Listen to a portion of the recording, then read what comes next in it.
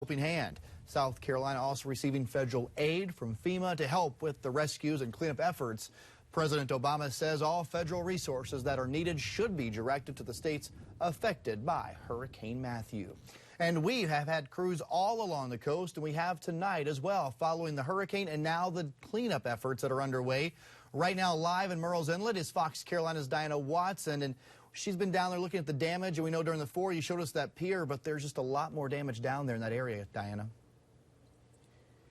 You know, Cody, there really is. And you go community to community and you find different parts of damage that has happened to different homes and businesses. And here in Murrells Inlet at the Marsh Walk, it's a very popular location. I mean, in the summertime, people are up and down this boardwalk area right here in Murrells Inlet. You can see, though, some damage behind me. We have some tape up right here to stop people from going here because, look, the floor is missing. That was a dock at one point, and that's just one part of this entire walkway that's been damaged. So a lot of work that remains. There was a huge cleanup that happened here yesterday. A lot of people coming together to pick up debris, but long term there is a lot of repair that needs to be done here. Now another area that's going to need some help, and it'll take some time, is Garden City Beach. We actually went through there today on Waccamaw Drive there, the main drag that goes right through Garden City. And I'll tell you what, the amount of sand in that community, it's hard to even imagine. Mountains of sand there.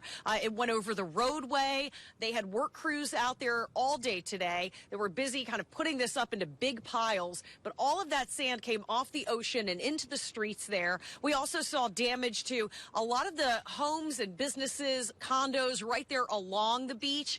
There was a pool area that isn't a pool anymore. There's a pool sign there, but all of the debris is just right there inside that pool. So really a lot to see out there. And we actually caught up with one guy who lives just a couple of blocks away, and he told us about what he saw there.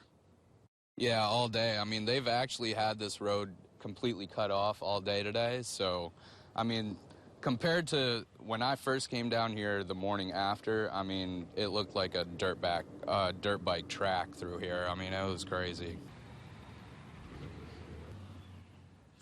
And so, you know, he's talking about all of the sand across the road, really an issue there for people. He actually got out of there. He said he lives in a first floor house about 2 blocks, as I said, away from the beach, and he just wanted to get out of there. So he did, and he felt good about that because he said it was very tense for others around him who did not leave. And there's no time frame. I had one guy come up to me tonight saying, do you have any idea when everything will be back to normal? No time frame at this point, but I know they were out there working very, very hard to try to get that sand cleared, but there's still a lot of work to be done. And Cody, that's the case here in Murrells Inlet as well. It's going to take some time to get everything back to normal, but they're getting a good start. A lot of people working together to make that happen. Back to you.